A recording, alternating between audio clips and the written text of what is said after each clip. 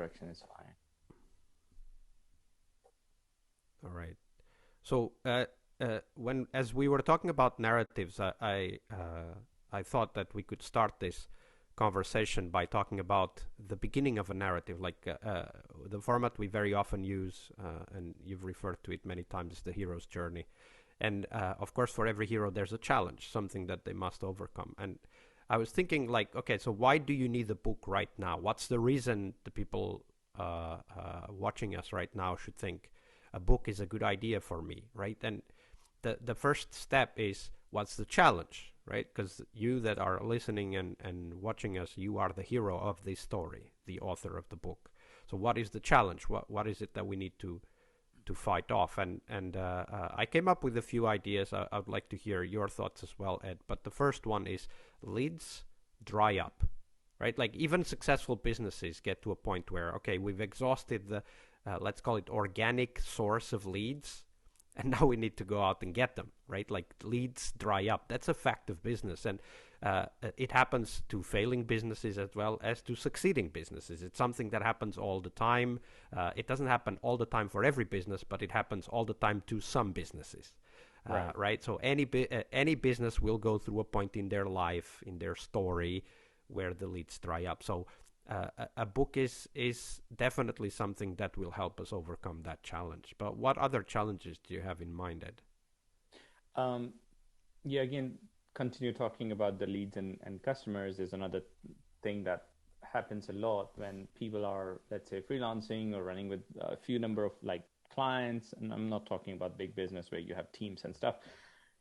People get stuck with the client they don't like to work with, and or the niche or sub niches that they don't like to be in anymore, but they're stuck because they're afraid that they cannot find new clients because their sphere of influence of outside of their own business itself. So for example, when they go out networking, when they go out connecting with people, or the people they know referring them certain kind of clients, is very limited. That influence, the area, the network of influence, sphere of influence is very limited.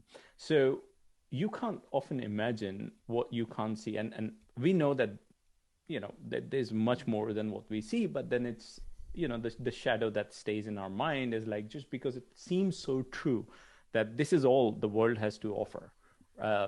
I'm guilty of that. I feel that often time to time, and then like I get help Yeah, after and we talking to are people. all also afraid of, like, if we lose this customer, what's next, right? Hmm.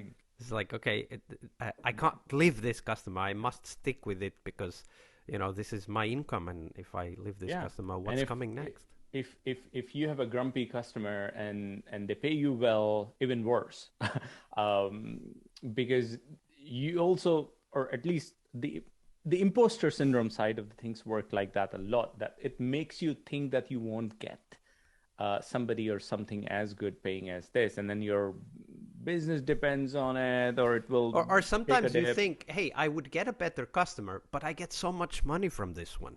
Yeah. Yeah. So here's what I was reading a couple of like, for example, last 2 weeks I read two books, three books, two and a half, mostly. But so I come across this an interesting fact that I always knew, but it helps if you hear somebody else say it. And it was this: coaching as a career. There are many careers. Coaching as a career was mostly popularized by executive coaches. So, like for a long time, before coaching became a buzzword, it was still established in the executive world, executive coaching world. And it was said that if you're an executive coach, you will earn 5,000 a day of, of service. Now, I'm not going to fact check or anything, but this is just representative. But if you're an established author, or if you're an author of a book, you charge 10,000, so you double. So that it's like an MBA. The biggest reason to do an MBA, I did an MBA. The biggest reason to do an MBA is if MBA is required to progress to the next job, next level of career that you want to. It's a requirement. Otherwise, somebody else with that qualification would pass on. Similarly, if in certain areas, in certain industries, in certain type of work and knowledge work, to be more precise, people would hit a ceiling. Pushing that ceiling would become much easier if you have a book with you. So Yeah, that's and it's not just it's qualification, right? Like, of course, it is qualification. But if you're, let's say, you're searching on the web for an executive coach or a team coach or a personal coach or a life coach, whatever that is, the book is there to tell you who they are, right? Like it's, they wrote it, and it shares their ideas, their perspective, their um, outlook in the problem area that you're looking at. And when you look for coaches, of course you're going to check, okay, so what did this person write, whether it's a blog or a series of tweets or whatever. And if it's a book, then you go and you read the book. So I think that the book becomes a little bit like, the tireless salesperson that is out there selling for you every single day, 365 days a year, 24 hours, 7 days a week. It's like it never stops selling the services, your knowledge, your experience. And of course, when you think about, and if we think about coaching or consulting as an example, which is our avatar, right? Like Jennifer is the avatar for the 48-hour book method.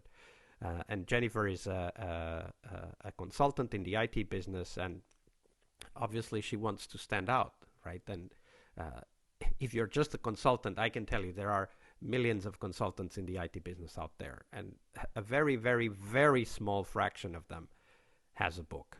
An even vastly smaller fraction of those have 2 books, right? And if you write 3 books, you're probably in the top 10 consultants in the world for your area of expertise. And I think that this is a very important aspect of understanding what a book does for us, right? As we started writing this 48-hour book method, we became people that people wanted to talk to about writing books.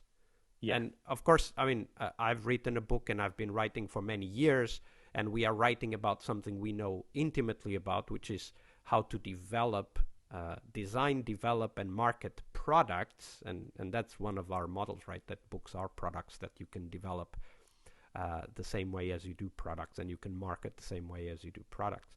And this is a great example of how you can stand out and actually, by sharing what you already know, become then a sought after service provider, consultant, coach, whatever that might be. Yeah, I mean, it is very much like a centerpiece of the ecosystem that modern knowledge worker or service worker would need in today's world. So in what we mean by that is it's the centerpiece that you create, and it stays there and advocate for you all the time, and then it makes people enter your world of products, other products and services which are related to the book that you wrote. Yeah, exactly. And that's actually a very important part. Like we are in completely different businesses. So Ed, you're in the internet marketing, digital marketing business. I'm in the IT consultancy business, and we're writing the same book, right? Like this is how. Of course, if you're looking for an internet marketing specialist, you'll go and call Ed. You won't call Vasco, right? But if you're looking for an IT consultant, you go like, oh, hey, Vasco knows what he's talking about, so I'll go and talk to him, right? And combined together, if you want to author a book that not only sells itself, it sells your products and services and stuff, then you talk to Ed and Vasco together. Exactly, right? Like that's the whole point. Like we bring our own perspectives into this point, but we bring in a kind of a common story that we are building with the 48-hour book method, is that it's not that hard to write a book.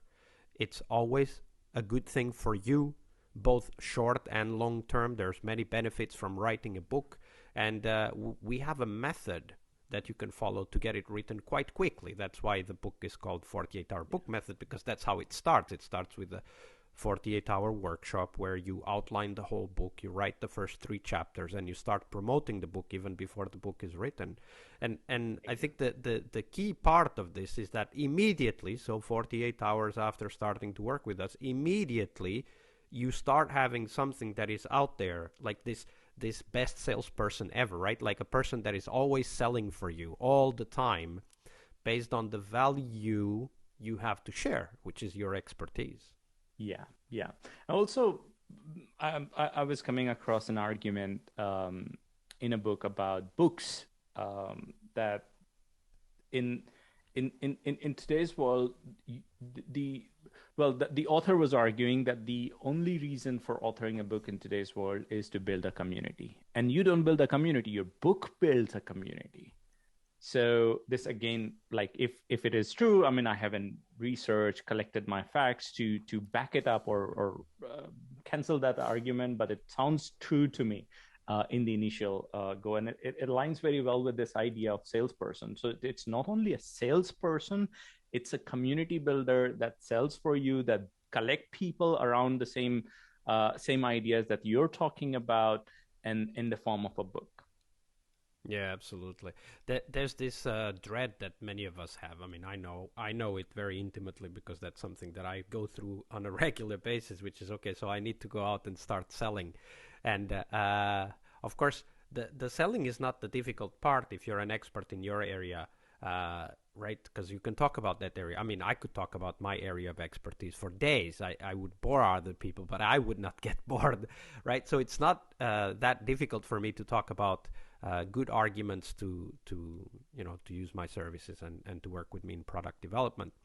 But the problem is, and I think that this is something that many people share, especially those whose job is not to sell.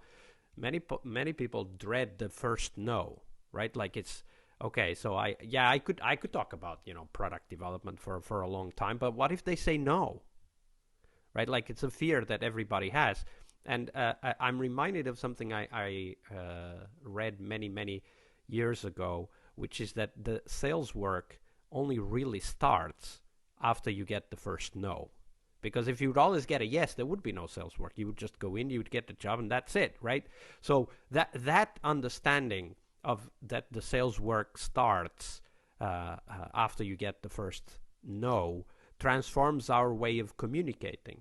And the book is a great way to get past that first hurdle, right? You go into that sales meeting and your goal is not to get a yes, is to get them to read your book, because the book will do the work of transforming the no they have in mind into a yes. The book will do the sales work, right? Like, and that's a very important, I would say it's even a sales superpower. When you can get out of a sales call with your customer saying, hey, the book is really interesting, let me read through it and get back to you, right? When you get out of a sales call and the customer tells you something like that, you know that your job is done, and now it's just a question of time before they buy your services. Maybe they don't buy it immediately, but they'll know you can give them those services, and if they read the book, most likely by the end of it they'll trust you to do those services in the right way. Yeah, and we presented a story of one of my past clients, Mark, in the first three chapters that we when anyone sign up to read our book, they get. We may talk about it today. We talked about it in other videos as well. But before that, I would like to Vasco, see like if what I'm thinking when you were talking about this point of sales and the no and yes, is it correct to think of it this way, that sales as a function or as an institution, as a department or whatever it is, doesn't need to exist if there's no? If it's everything is a yes, there's no need for sales as a function in a business at all. It's just like, hey, I have this apple. You want an apple? I can take your bananas and let's do an exchange. Then yes. You only need marketing, right? Like you only need to find customers. They'll always say yes, but of course that's not how it works. Exactly. So yeah, okay. So that's a good direction to think about. Yeah, it makes sense to me totally in that way. Coming back to the story of Mark, you can read the chapter yourself, but it was simple that he authored a book. Nobody read that book, but there were 3 people in total. So in Amazon, it was not written through our processor stuff. It was way before that, but he is just making a point that out of those 3 people, one of them was a billionaire. And the problem that Mark solves is like they're $1 million problems. They're problems these businesses who are running millions in revenues are facing. and he hired him and became, I guess it was, I think, if I'm not wrong, $1 million client. So one book was worth all the effort. Like he's made more money from that book, passively selling it uh, than most of the authors, most of the world's bestseller authors I've heard of. You know. Yeah, absolutely. And if you think about it, you start to put these ideas together that, there's always some sales work to be done, and you can't be selling all the time because otherwise you wouldn't be providing value and you would not be getting paid unless your service is to sell, of course. But you would then be selling other people's products, other people's services. But because we don't have time to be selling 100% of the time, then we need a solution. And the solution, I think, quite clearly is the book, because the book is doing that job for you 365 days a year, 7 days a week, 24 hours a day. Somewhere in the world right now, somebody is reading one of our books. Yeah. And therefore, they know about us. Yeah. But Yeah. we don't know who they are, and we don't. Because if our offering is right for them, they'll come and find us. Yeah. So, as the saying goes, the best time to write a book was 5 years ago. But if you didn't, today and now is the best time to write a book. I think it's worthwhile to jump a little bit on the previous discussion we were having before we started recording this call, and on the reason why it's also a book compared to any other form of knowledge consumption or information consumption is powerful for the reader themselves as well, and it goes down to how the mind thinks.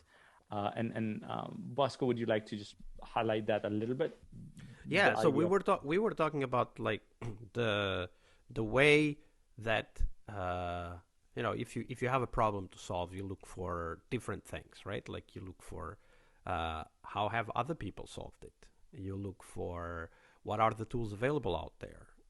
You look for, and this is the important part, you look for stories of how others have overcome the same challenges, right? Like this is the whole core idea of the hero's journey, which is the basic format we explain in the 48-hour book method.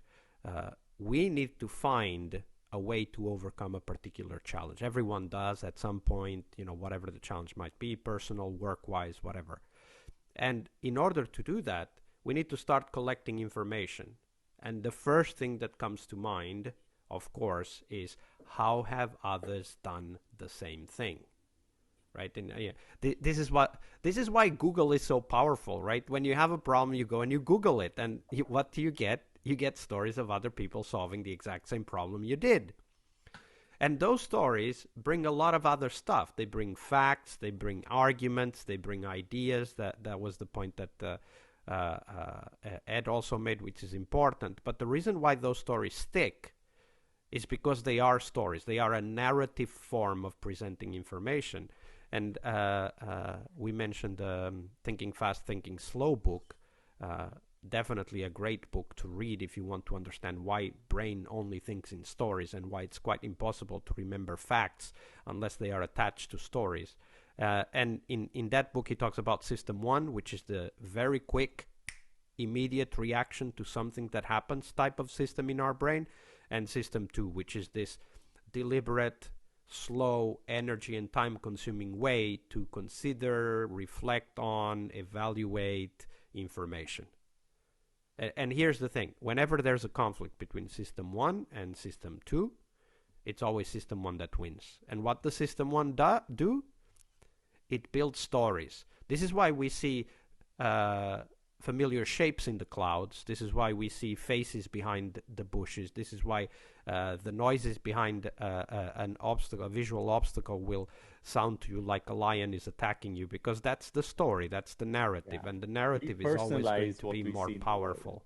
Yeah, using narratives. We personalize things using narratives. I mean, that's why the cartoons and stories we humanize everyone.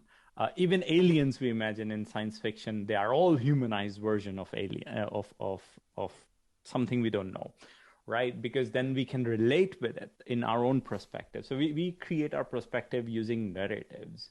And this comes down to another idea that I was exploring these days a lot, which is, time versus attention. So I'm coming to believe that the attention that we have is way more powerful and cost, like, let's say, valuable for us than anything else we have in our life, including the time, because time value is increased based on what you pay attention to during that time. Um, I'm developing this theory further, but the whole idea is books are an excellent way to grab attention of people, and mostly if you compare it with the social media and things like that, where people are in the swipe culture. Like, swipe 3 seconds is a lot of time. If you're on the advertising world, you know that, like, Facebook doesn't even count um, an ad, an interaction unless somebody is like doing it in the first 3 seconds. So it's like the 3 second economy we are working in. Books, on the other hand, makes people they make space in their head, they make space in their time, they allocate their attention for hours, if not minutes, or minutes, if not hours, in other words. So people like me would allocate weeks, that, hey, I want to finish this topic books in a couple of weeks. So it grows like that, and it's taken. This is the only medium that holds attention of people for such a long time, more than movies, more than anything else. And the reason it's been able to do, and there's a quote, like, I don't remember exactly, but Kevin Kelly, the editor, I think he was once editor of Wired magazine. He's also the guy who popularized the 1,000 true fans idea. He said the books present the facts, arguments, and ideas in story forms, and the stories, like, again, we just talked about, the stories are the way human mind works. So the way I was visualizing it was, imagine a triangle and divide the triangle in 3 parts, and the middle part is divided in further 2 parts. So they are like 4 total parts. The lowest one is the factual facts. So, like, we collect facts and things like that. The engineer like me is very much interested in facts and talking about facts and stuff. And when we create content, they're all facts. They're not interesting for most people, and they're a little bit more interesting if those facts are converted into either ideas, which is where I am right now, or arguments, which I love listening about, right? So there's certain kind of people. But what I would consider myself as graduate, and when it comes to authoring books and stuff, is when I'm able to articulate arguments, ideas, and the facts in story form, so that it stick with people. And this is what books do. Books have a beginning, middle, and end. And remember, the reader create narrative of their own story as they're reading the book. So that's a very good point. That's a very good point. The reader creates their own story, and our job as the writers is to make sure that the reader is the hero of the story. And again, we go back to the idea of this hero's journey. To amplify that idea further, the book that you write, is the job that the book has is to put your reader in the center of the action, help them overcome impossible challenges and become successful in their own mind, right? Like this is something we talk about a lot in the product development world, which is we need to make our users awesome. We don't need to make them happy. We need to make them awesome, right? You don't need the perfect product. You need a product that has an impact in the user's life so that they become awesome to the people they care about, right? The bosses, the spouses, whatever that might be. And the same is the book, right? Like, the book is there to make the readers awesome in the eyes of the people they care about. It might be their bosses, their peers, and so on and so forth. And this is really the story of why the book is so important for us as service providers, is that it helps the readers understand why working with us will make them awesome in the eyes of the people they care about. And that's really the job of the book. Now, I hear, and we heard this a lot when we did the first survey for the 48-hour book method. We heard this idea, but writing a book takes so much time. It takes a lot of effort, and it's kind of a lonely project, right? Like, you sit down and you write the book. it's not the same as going out and having fun with friends. Although it could be, depending on how you do write the book, because we do have the 48-hour book workshop, which is where you go out and have fun with friends writing a book. And there's other problems with this, right? Like we hear people say, but I'm an expert in X, whatever X is, but I don't really know what to write about, right? So I think that the next challenge for our readers, and that's what we try to do with the book and the method that comes with it, is to figure out, okay, so yeah, I want to write a book, but how do I turn this into a journey that, of course, I'm the hero of, but that actually can be satisfying and productive, right? And that's really why we wrote the 48-hour book method. Yeah.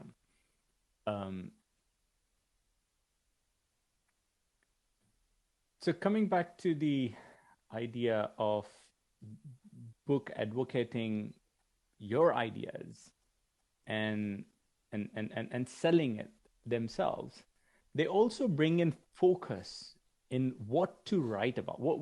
So here's the idea that once you start writing a book, you will automatically find ways to reject other ideas, at least temporarily. By the way, I've come across people who have started 4 books in the last 4 years, but finished none. Yeah, this is why you need a method like the 48-hour book method, right? Like that's another of the challenges. Oh, we have so many books to write.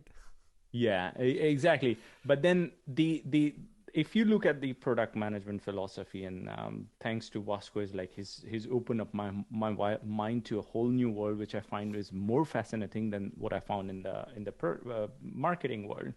Was this that start with your customer as the front and center. In marketing, everyone says it, but nobody does it. They may appear doing it, but they don't have a method, or not everyone follows a method to do it. But methodical approach to extract what is important for your reader, and then using it as a mechanism to reject other ideas that you may have floating around, that you may write about, and say like, okay, maybe not now, maybe later, is pretty powerful. For me, that was amazing when I saw people doing it. That's one of the characteristics of the method that we developed, which is that we usually say that it's a book that writes itself, right? But of course, it's because you're following a method, and the method helps you, guides you through the steps in order to know exactly what to write about, what angles to take, how to approach certain problems, and so on. So it's not writing a book in a blank, it's writing a book with a clear method, which we of course develop both from the marketing side as well as from the product development experience that we bring to this. So the stories will write themselves. The challenges you need to put your reader through and how you overcome those will write themselves. And in fact, the people you're writing for will help you do that. And that's what the method is all about. So we're getting close to the end. So if you guys want to get the first 3 chapters of the book, they are already available at bit.ly/get48hour book. The link will be below the video as well, so that you guys can easily download. And in the next video, we'll talk more about this and how to overcome some of these challenges we just talked about.